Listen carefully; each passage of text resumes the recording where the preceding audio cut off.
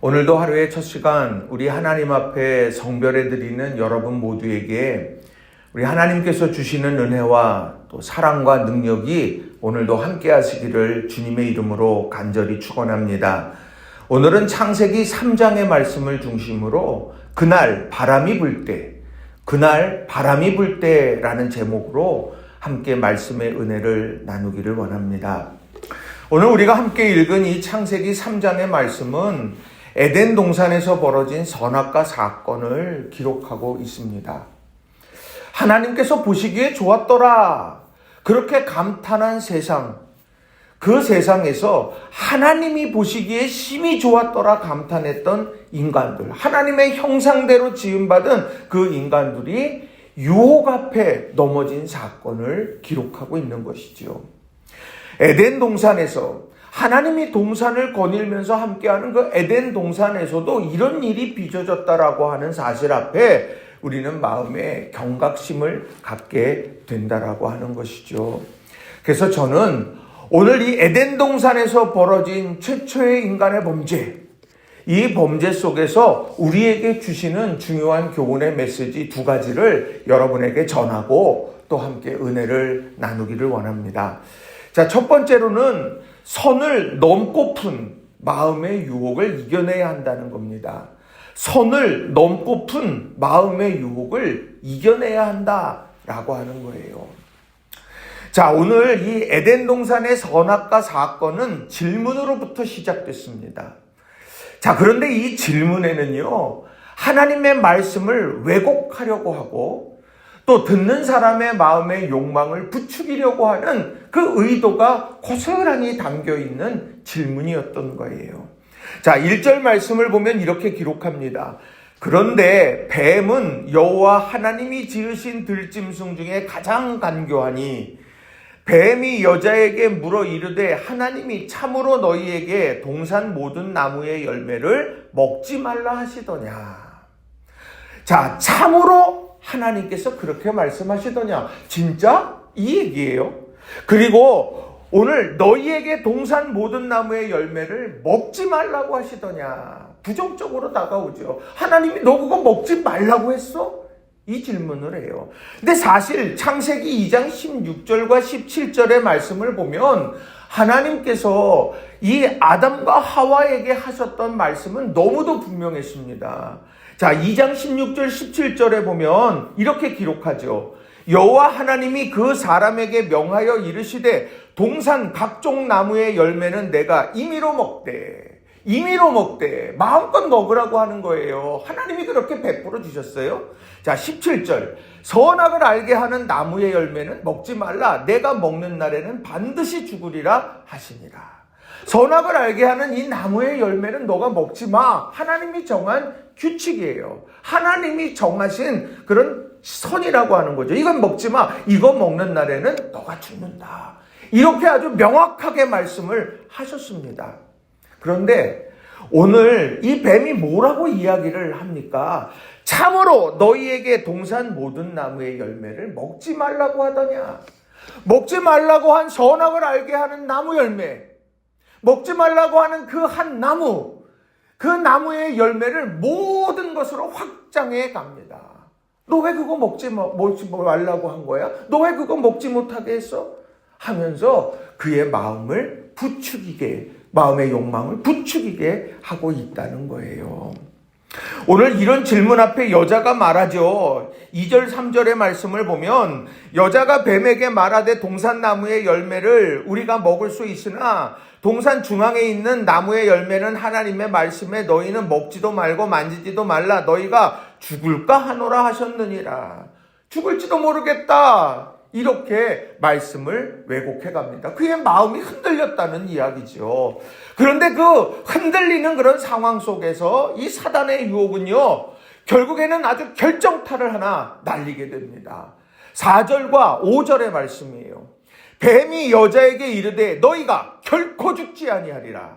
너희가 그것을 먹는 날에는 너희 눈이 밝아져 하나님과 같이 되어 선악을 알 줄 하나님이 아심이라. 너희 절대로 죽지 않아. 사단이 아주 강력하게 선포하듯 말하는 거예요. 확신에 차서. 그리고 너희가 그거를 먹게 되면 너희 눈이 밝아져 하나님처럼 돼. 너희가 동산의 모든 나무 열매를 임의로 다 먹을 수 있지. 그런데 하나 먹지 말라고 했잖아. 그것도 먹을 수 있게 되는 거야. 이렇게 욕망을 부추기는 거예요. 하나님과 같이 되어 선악을 알 줄 하나님이 아신다. 하나님이 아시니까 그거 하지 말라고 한 거야 하면서 하나님의 본심을 왜곡해 가더라는 거죠. 이런 사단의 유혹 위하는 것 같죠? 아닙니다. 실상은요, 무너뜨리는 거예요. 오늘 에덴 동산 한복판에서 그 하나님이 정하신 선을 넘으라고 하는 그런 넘고픈 마음의 유혹에 마음을 부채질하고 결국은 넘어가게 되는 그런 일들이 벌어지더라는 겁니다. 자, 그 다음에 어떻게 되었습니까? 6절에 여자가 그 나무를 본즉 먹음직도 하고 보암직도 하고 지혜롭게 할 만큼 탐스럽기도 한 나무인지라 여자가 그 열매를 따먹고 자기와 함께 있는 남편에게도 주매 그도 먹은지라. 그 여자는 그 사단의 이야기를 듣고는 그 나무를 보았다고 성경은 이야기를 합니다. 그 나무를 보게 되니까 흔들렸던 거예요. 그것을 보니까 너무너무 좋아 보이는 거예요. 먹음직도 하고 보암직도 하고 지혜롭게 할 만큼 탐스럽기도 한 그 나무를 보면서 내가 하나님처럼 돼야 되겠다 하면서 하나님이 정하신 선을 넘어버렸다라고 하는 겁니다. 얼마나 안타까운 일입니까? 오늘 이것은 단순히 어떤 열매를 먹었다 먹지 않았다의 그런 문제가 아니라는 거예요. 천지창조에 나타난 그런 아름다운 질서는 뭡니까? 하나님이 말씀하셨고 하나님이 말씀한 대로 이루어졌고 하나님이 보시기에 좋았다. 이게 창조 속에서 지켜져야 될 그런 아름다운 원리 아닙니까? 그런데 그게 무너진 거예요. 하나님은 말씀하셨지만 하나님의 말씀이 지켜지지 않았고 그래서 하나님이 보시기에 좋지 않게 되어 버렸다는 겁니다. 그 일들 앞에 사단의 유혹이 있었고 내 마음의 욕망에 있었다라고 하는 것이죠.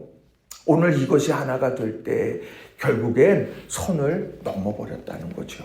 그런데 이 선을 넘지 말아야 될 이유가 어디에 있을까요? 우리는 조물주가 아니라 피조물이라고 하는 것이죠.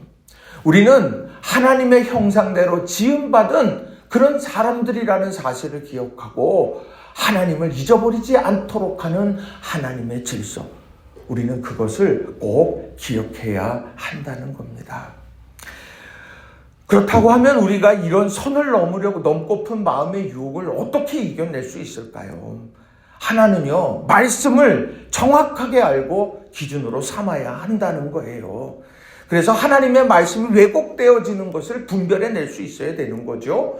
그리고요, 누가복음 22장 40절의 말씀처럼 유혹에 빠지지 않게 기도하라.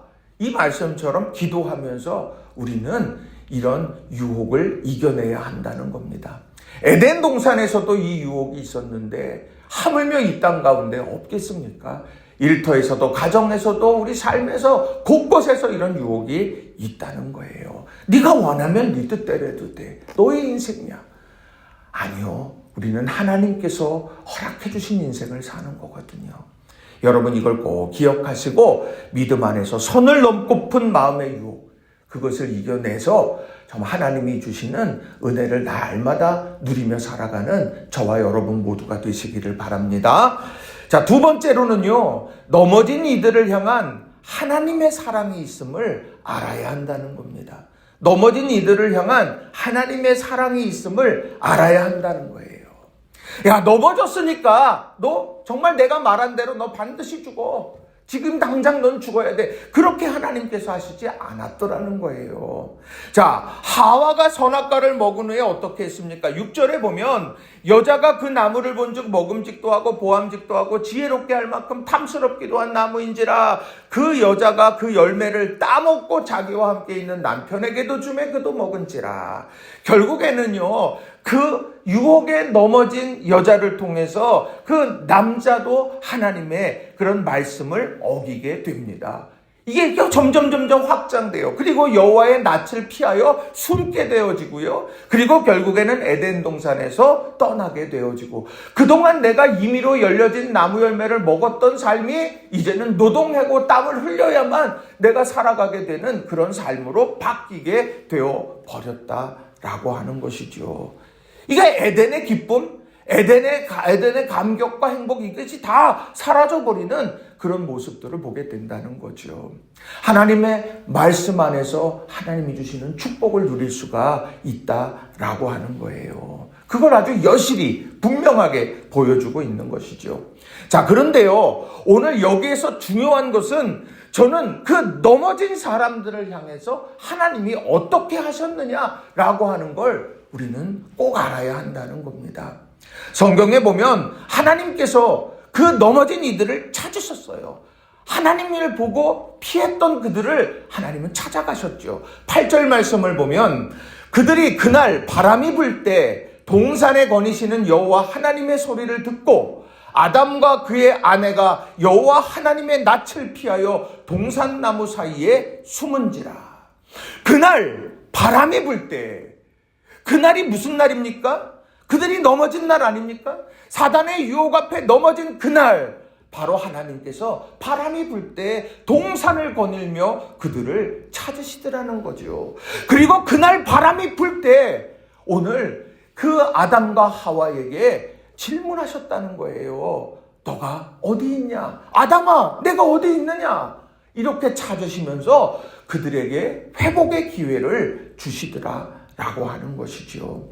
그러고 보면 그날 바람이 불 때, 그날 바람이 불 때라고 하는 이것은 단순히 시간에 따라서, 자연현상에 따라서 바람이 이리 갔다 저리 갔다 하는 것이 아니라고 하는 겁니다.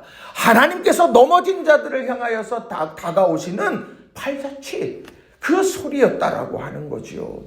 그 바람이 불 때 하나님은 동산을 거닐며 찾습니다. 몰라서 찾으실까요? 알고 있는 거예요. 하나님께서 찾으셔서 그들이 여호와의 낯을 피하여 숨었다가도 뛰쳐나와서 하나님, 제가 이런 유혹에 넘어졌습니다. 하나님, 제가 이런 시험에 빠졌습니다. 그때 내가 그 나무를 바라보고서 보암직하고 먹음직하고 지혜로울 만하다, 그렇게 그 나무를 묵상할 것이 아니라 하나님을 묵상했어야 됐는데 그렇게 하지 못했어요.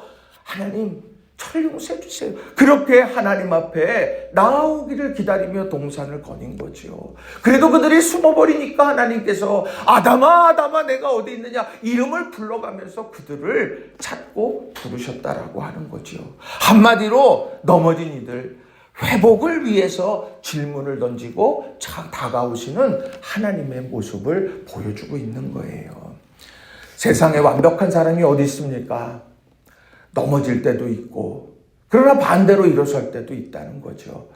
하나님께서는 일어선 이들에게 칭찬하시는 거고, 넘어진 이들에게 손 내미셔서 기회를 주시게 되더라는 거죠. 그날 바람이 불 때, 이게 얼마나 멋진 말입니까? 그날 바람이 불 때 하나님께서 오늘 회복을 위해서 우리에게 손 내미신다. 여러분 이걸 꼭 기억하시고 하나님의 사랑을 다시 한번 마음에 새기고 기대하며 오늘을 살아가는 저와 여러분이 되기를 바랍니다. 넘어졌어요? 일어서면 되는 겁니다. 다시 한번 그런 믿음의 도전으로 나아가는 저와 여러분이 되기를 바랍니다. 말씀을 정리합니다. 우리가요, 에덴 동산에서도 이런 사단을 통해서 넘어지게 되는 일들이 있었습니다. 사단이 뭘 했습니까? 질문했어요. 그에게 말했어요. 실제로 그 선악을 알게 하는 나무 열매를 먹은 것도 사람이고, 그것을 전해준 것도 사람이고, 여호와의 낯을 피했던 것도 아담과 하와였습니다. 오늘도 악한 사단은 우리들에게 질문해요. 우리의 마음속에 있는 수많은 욕망에 도화선에 불을 붙이려고 끊임없이 이렇게 오늘 우리에게 말을 걸어온다는 거죠. 우리는 그 순간에 하나님의 말씀을 기준으로 삼아야 돼요. 그리고 시험의 유혹에 넘어지지 않도록 기도해야 된다는 겁니다. 이 두 가지가 무너지면 안 되는 거죠. 그리고 우리가 비록 우리의 연약함 때문에 넘어졌다 할지라도 그날 바람이 불 때 아담과 하와를 찾으셨던 하나님을 기억하면서 오늘 높고 높은 보좌를 버리시고 낮고 낮은 이 땅 가운데 내려오셔서 십자가를 지시고 구원의 대속의 은혜를 베푸시고 구원의 길을 여셨던 그 주님을 다시 한번 바라보면서 우리 믿음 안에서 살아가고 회복되어져야 하는 거죠. 오늘도 말씀하시지 않겠습니까? 너 지금 어디 있니? 너 지금 어디 있니? 다시 내 품으로 돌아오지 않겠니? 오늘도 그날 바람 속에서 말씀하셨던 것처럼 우리에게 말씀하시는 그 음성 앞에 우리가 순종하고 반응하며 우리가 승리의 길을 걸어가는, 또 회복의 길을 걸어가는 우리 모든 성도님들이 다 되시기를 주님의 이름으로 간절히 축원합니다. 기도하겠습니다.